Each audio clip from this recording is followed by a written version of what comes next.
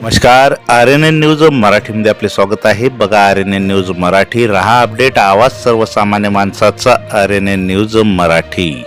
श्री शिवाजी शिक्षण संस्था पुसदचे संस्थापक अध्यक्ष, यवतमाळ जिल्हा परिषदेचे प्रथम अध्यक्ष, माजी आमदार स्वर्गीय देवराव पाटील चोंडीकर यांच्या 39व्या पावन स्मृती दिनानिमित्त विनम्र अभिवादन.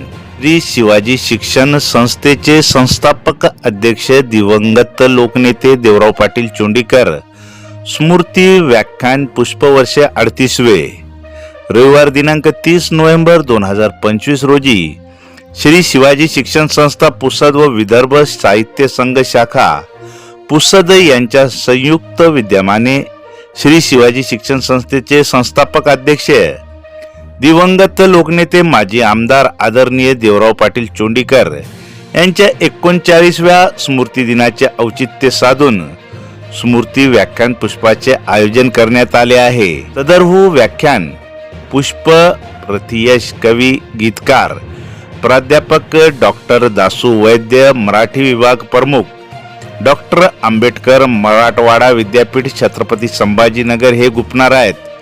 व्याख्यानाचा विषय आहे भाषा आणि आपण. या प्रसंगी विद्यापीठाच्या इंग्रजी विभागाचे प्रमुख डॉक्टर मुस्तजीब खान व निवेदक तथा सूत्रसंचालक डॉक्टर प्रेषित रुद्रावार आवर्जून उपस्थित राहणार आहेत.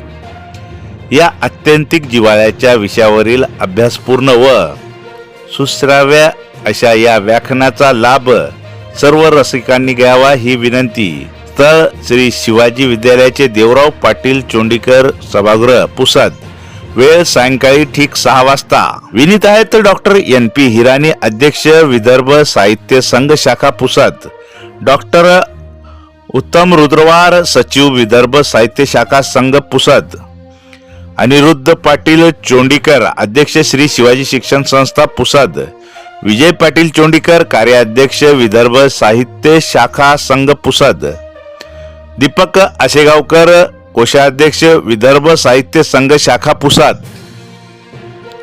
RNN news Marathi Pusad.